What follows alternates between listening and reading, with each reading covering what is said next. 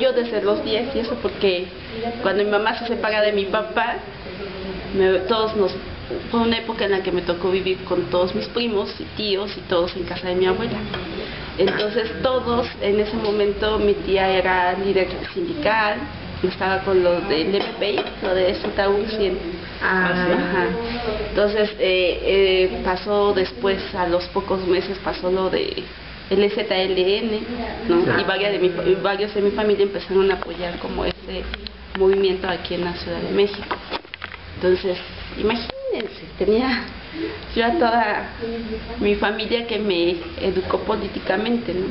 Entonces, empecé a los 10 a salir a las marchas. Mi mamá no lo sabe, apenas lo sabrá. A ponerme al frente cuando nos cerraban los granaderos. Yo me acuerdo que en ese entonces todavía, como ahora, existía la represión. Entonces uno iba marchando tranquilamente y empezaba la valla de granaderos, y en vez de irme atrás, como me decía mi primo, el que nos cuidaba, yo me iba adelante y empezaba a decir cosas y él iba jalando. Entonces, bueno, fui un despapalle desde los 10 años. Estaba usted en contra de las fuerzas del orden. Sí, porque las fuerzas del orden están en contra de las demandas de la ciudadanía, ¿no? Nosotros no son fuerzas del orden. Más bien son el brazo armado, son fuerzas represivas, y son las fuerzas armadas del Estado, ¿no? De un Estado que no escucha, ¿no?, a las necesidades del pueblo. ¿Habla usted nada más del Distrito Federal o habla usted de toda la República? Es de toda la República, pero en ese entonces me tocaba vivirlas nada más en el Distrito Federal, ¿no? Y hasta que empecé a militar en el brazo joven del Partido Comunista, que es la Unión de la Juventud Revolucionaria de México, ya me tocó ir a otros estados, ¿no? Me tocó vivir el Atenco 2002 y el 2006, me tocó... Ay, vete por allá. Es que voy a desnudar mi alma, no, mejor no. ¿Qué más le tocó? Ay, me tocó lo de los globalifóbicos en el 2004, me tocó también bueno, me tocaron muchas cosas, ¿no? Fueran de aquí y aquí. Aquí el diciembre del 2012, que es emblemático para muchos de los que vivimos el proceso del 132, sí, ¿no? Sin estar, o más bien sin estar 100% de acuerdo en el 132, porque yo estuve en la acampada Revolución, que duró más de 5 meses, ahí abajo del monumento, y al final nos quitamos lo del 132 porque no estábamos de acuerdo, ¿no?, que el 132 solamente incluía a los estudiantes, ¿no?, y alejaba el sector de los trabajadores, a las amas de casa, ¿no? O sea, todo lo demás que pudiera no ser estudiantil no estaba aceptado en el 132, que nos costó mucho que nos aceptaran como asamblea, o sea, participar, tener voz y voto en las asambleas. Y posteriormente ya decidimos quitarnos el 132 y simplemente, aunque la página sigue diciendo Acampada Revolución 132, al final nosotros decíamos solamente somos Acampada Revolución, ¿no? Y de hecho cuando hicimos nuestra consigna o nuestro grito de guerra, ya no era 132, nunca lo manejamos, ¿no? Simplemente era Acampada Revolución. Y usted entonces es disidente, dijéramos. Incluso disidente dentro de las mismas luchas, ¿no? Podría disidente ser. De disidentes. Los disidentes de los disidentes. ¿Por qué? Hijos, porque a veces en este trajín no me gusta a mí la lucha gremial, ¿no? Porque creo que ha sido un error de todas nuestras luchas. Ir a la Revolución Mexicana. ¿Por qué? ¿Por qué? Porque en vez de haberse unido, estaban por acá los que estaban con Zapata, con Villa, ¿no?, los que estaban con Madero, y todos eran los campesinos, los que estaban con el ejército, los que estaban con los intelectuales, o sea, y de todas las luchas los fueron apagando uno por uno, ¿no? ¿Por qué? Porque estaban separados, no marchaban unidos, aunque tenían un mismo fin, entre comillas, ¿no?, porque cada quien veía por su gremio. Sí, un ejemplo de lo que sí podría ser, de lo que sí tendría que ser, deme un ejemplo histórico. De lo que sí ¿Las revoluciones francesas, por ejemplo, diría? No, porque sí, sí es como el parteaguas, pero vemos que al final pues no le dio como al pueblo trabajador, a los oprimidos no les dio todas lo que les prometía la Revolución Francesa, ¿no? Subió alguien más que tuvo el poder y que suprimió. El gatopardismo, ¿no? O sea, cambio para no cambiar. Pero pues sucede también en Estados Unidos, sucede exactamente lo mismo, no me diga que los... No, pero la Revolución Soviética fue mejor. ¿Estás segura de lo que está diciendo? Yo estoy segura de lo que estoy diciendo. A ver, ¿por qué? Le dio a los trabajadores, bueno, porque incluso, ahora que recuerdo, algo así que me viene a la mente, era en un evento de las mujeres. ¿Me dejas sola? Es que me pone... No, Bien, ajá. Siempre la mamá es la mamá. Está muy bien. Sí. Está muy bien, no problema. Y entonces, así, de las mujeres, decían que bueno, el feminismo, ¿no? Y yo decía, bueno, el feminismo está bien, yo la respeto, ¿no? Pero la Revolución Soviética le dio muchas libertades también a la mujer, le dio su lugar a la mujer podía estudiar, trabajar, asumir papeles dentro de la misma organización, de los mismos comités, papeles importantes, ¿no? Y hay machismo en Rusia. Y hay machismo como en todo, y también yo lo he señalado, ¿no? No hay como todavía es uno de los más acelerados. Purismo en ningún lugar. No lo hay. Incluso dentro del feminismo. Cuba, hijos. Cuba es como ya un socialismo no tan puro, sí tiene sus detalles, ¿no? Incluso ahora yo podría decir, no quisiera que fuera, pero para mí es como la perestroika cubana lo que está sucediendo en estos momentos, ¿no? Aunque muchos digan que no, y en muchas conferencias vayan políticos, ¿no?, cubanos y digan, no, todo está bien, no lo creo, así, ¿no? Cuando ya hay esto de privatizar de los bienes privados y demás, ya no se está hablando de socialismo, pagan, ¿no? Y a lo mejor yo no soy una experta en economía ni en política, ¿no? Pero mi visión de la historia, de lo que ha pasado y cómo se ha ido dando todos estos procesos y las caídas, por ejemplo, de la Unión Soviética, a mí se me da eso, ¿no? Incluso hace como 3 meses fui a una conferencia con un político venezolano. Mamá, no, ruido. Sí.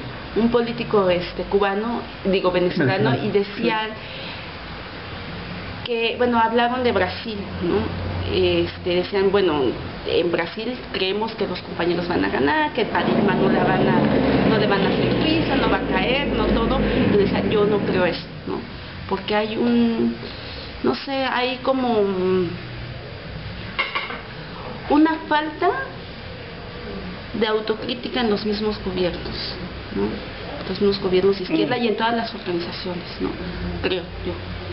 Y creo que en este sentido han perdido como el eje de generar cuadros, de sumar más adeptos, de atender realmente las necesidades que prometieron atender al 100%, ¿no? O sea, dije, no, creo que yo sí creo que sí va a caer, creo que va a caer también Venezuela pronto, ¿no? Ojalá me equivoque en mis propios ejercicios que he hecho de ir como analizando las cuestiones políticas, pero bueno.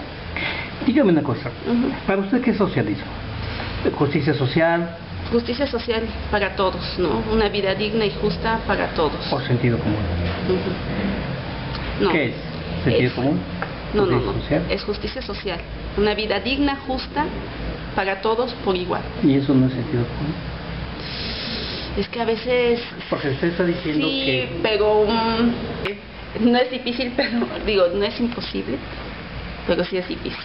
Porque si no nos unimos aquí, y por ejemplo en la ciudad no avanzamos en muchas cosas, porque estamos separados, imagínese el mundo. ¿Pero por qué hay esa desunión? ¿Usted cuál sería el factor detonante de esa falta de unidad? Que no necesariamente que tengamos que pensar juntos. No, ni tampoco.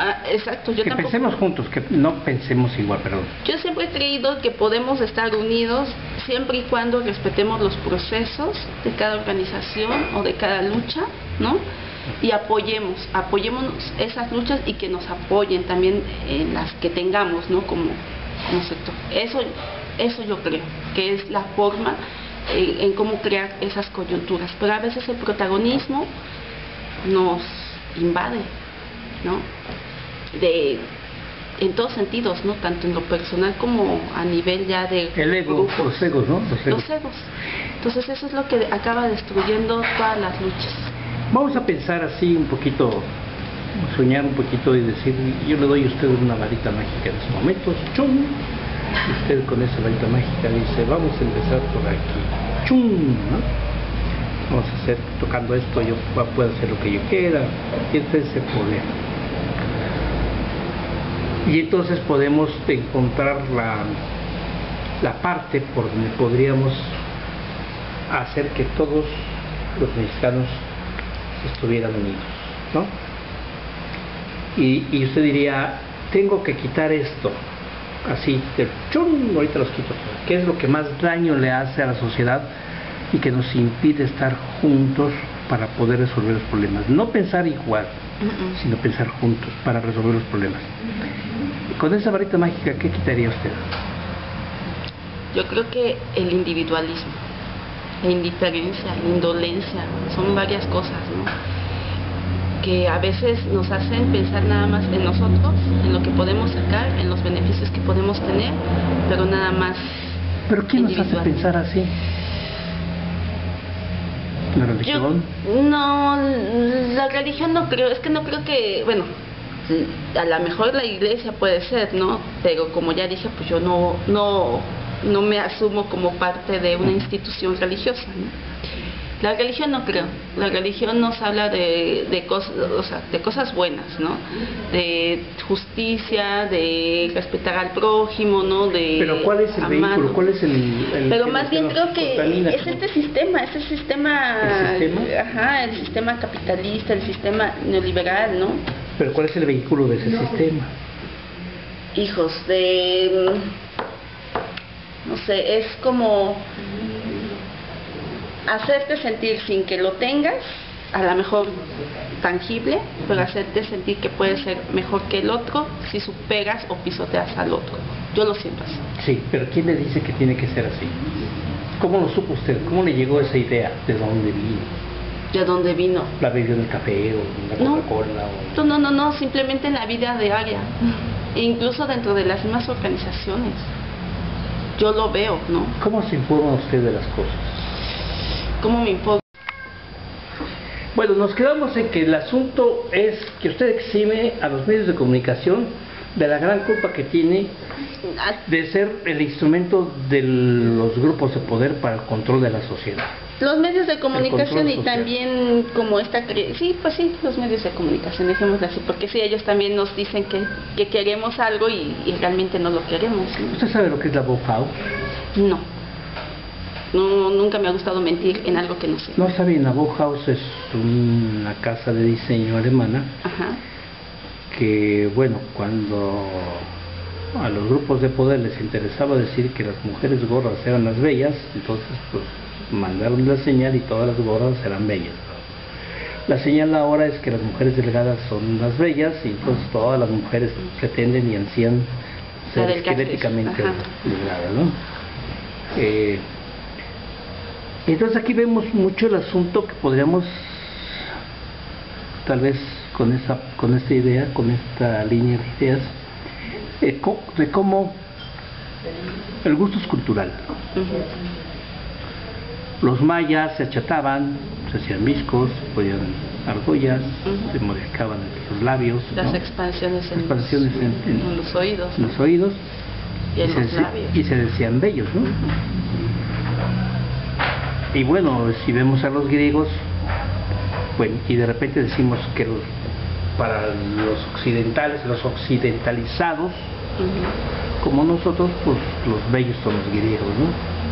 O las griegas, ¿no? Depende del caso.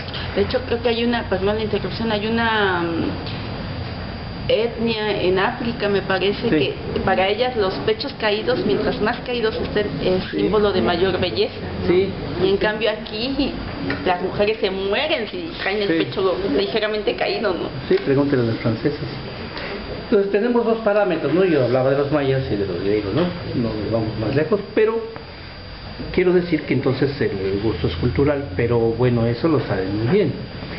¿Y quiénes lo saben muy bien? Pues la gente del poder. Entonces estoy hablando de que la gente del poder, para lograr cambiar y meter el chip que quieren para mover a la gran masa, son los medios de comunicación. Y aquí vienen muchas cosas muy importantes, esas connotaciones que llegan así que a lo más profundo de la mente, como son los anuncios de cosas superfluas. No estoy hablando de cosas extraterrestres, son muy concretas. Los anuncios de cosas superfluas, como cigarro, un auto, utilizan a mujeres con labios gruesos. ¿Por qué? Porque lo primero que hace el ser humano, nace y respira, llora, ¿no? Y después de llorar, mama, se alimenta. Entonces han utilizado los medios de comunicación. Con esto le estoy diciendo que para usted, con su mentalidad comunista, ¿sí?, de izquierda, ¿sí?, que participó en el proceso de una confección de un texto que pues se propone como la carta magna de una de las ciudades más importantes del mundo, más poblada, y que no la tenía, ¿cómo pretende ir en contra de esa gran fuerza que tienen el poder económico, que es estratosférico? Son miles y miles y miles de millones de pesos en la confección de una prenda de algodón, donde hay trabajo de niños, donde hay explotación, donde hay injusticia. O simplemente va usted al mercado a comprar aguacate, cuando hace un mes el aguacate estaba en 22 pesos, hoy está 60, y que no tiene nada que ver con el productor. ¿Cómo ve usted, o qué parte, o qué tornillo metió usted, o cómo pudo traducir todo ese sentimiento de justicia social en un texto como el que proponen? Hijos, la idea yo creo que era concreta en muchos de nosotros, ¿no? Sí. Y el hecho de haber coincidido en ese espacio y haber como amalgamado todas las ideas, sí, fue que dio el nacimiento a eso. ¿Cómo propongo llevarlo? ¿Cómo propongo combatir?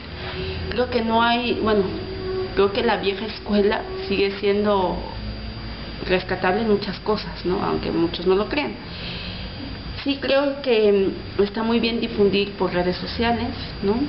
Y hacer, o tratar de hacer que hagan suyo, más bien dicho, este texto, personas a través de redes sociales. Pero creo que es mejor ir y tocar casa por casa, ¿no? Hablar con los vecinos mismos, ¿no? Explicarles por qué este texto es importante, por qué este texto está defendiendo el hecho de que haya personas que, sin que llegue a beneficiar al productor, suben o encarecen la canasta básica, ¿no? Y de hecho de eso habla cuando nos referimos a la economía solidaria, ¿no? Al crear incluso las cooperativas, ¿no? El crear huertos urbanos, ¿no? La posibilidad de que los haya, el que nosotros mismos seamos partícipes de esta economía sin que tenga que intervenir el poder o los intereses económicos, y encarezcan la vida, ¿no? de la ciudadanía, ¿no? Me gustaría muchísimo que este texto fuera más allá de la Ciudad de México, porque si lo leemos nos damos cuenta que es muy bueno, ¿no? Y que en él yo no me siento como la panacea del mundo, ¿no? Entre todos mis compañeros, al contrario, me da muchísimo gusto haber encontrado a muchas personas maravillosas, ¿no? Que ayudaron a generar este texto con todas las aportaciones que cada quien dio, ¿no? Y al grupo redactor, pues qué maravilla, ¿no? Porque una cosa es tener la idea y a veces yo tiendo a tener ideas que no logro a veces como darme a entender, ¿no? De lo que quiero, pero sin embargo ellos lo hicieron, ¿no? Que cuando lo mostraron dijeron, a ver, aquí están las ideas de todos, ¿no? Plasmadas ya, redactadas y bien estructuradas, así de wow, era lo que esperaba, ¿no? Y espero que en algún momento esto no se quedara nada más aquí, ¿no? Sino que trascendiera a otros lugares, ¿no? Porque no nada más estamos hablando también de las comunidades indígenas, ¿no? De los pueblos originarios, o sea, estamos viendo toda la riqueza cultural que tenemos, ¿no? Una cosmogonía que genera el lugar en el que estamos, ¿no? Y que digo, bueno, hijos, no he leído otras constituciones, ¿no? De otros estados, pero cuando yo lo he comentado, por ejemplo, con compañeros de otros estados, me dicen, bueno, es que quisiéramos, ¿no? Que se diera algo así aquí, ¿no? Finalmente aquí tenemos la oportunidad de que se va a crear una, repito, es un sueño a lo mejor pensar que va a pasar tal cual el texto. Yo sé que no va a ser así y que incluso a lo mejor nada, pero el hecho de llevarlo casa por casa, ¿no?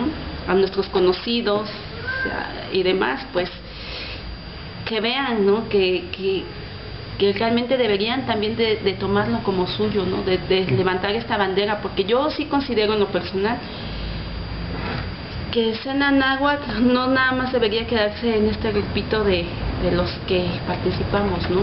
Sino que abrirse a más allá, ¿no? Porque es lo que buscamos, ¿no? Y en la forma en que busquemos ese apoyo de los demás, creo que también está, para mí, en mi concepto y en mi escuela de formación, de abrirnos a todos, ¿no? Y incluir a más personas, ¿no? Que defiendan esta bandera. ¿Qué fue lo que más le costó trabajo al grupo? ¿Qué fue lo que más nos costó?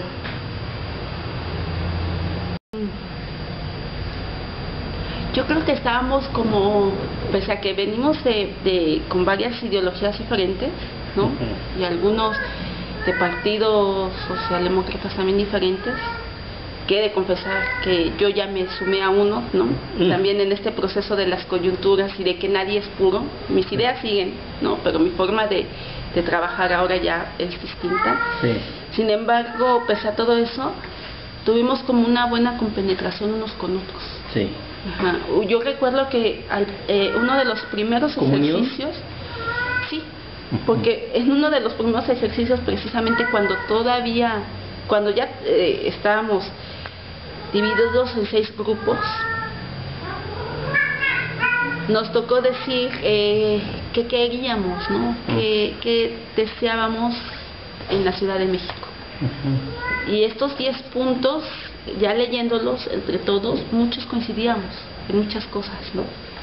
Tal vez un poco más nutridas unas ideas que otras, pero era como la misma inquietud y la misma necesidad de qué queríamos realmente en la Ciudad de México, ¿no? Que esto se fue agrandando, ¿no? De estas 10 ideas, ahora tenemos 110, 109 artículos por ahí en ese proyecto de constitución, ¿no? Pero creo que no fue difícil trabajar con los compañeros, ¿no? En este proceso. No hubo así como cuestiones en las que estuviéramos en un total desacuerdo, ¿no? Creo que todos con nuestras diferencias sabíamos exactamente lo que queríamos y era esta ciudad justa para todos, ¿no? Y que veíamos también que había como muchas necesidades, ¿no? En la población. E incluso hay en esta diferencia en el grupo de que unos tienen un poder adquisitivo mayor que otros y sin embargo tenían como la misma inquietud, ¿no? Por generar esa equidad. Entonces sí creo que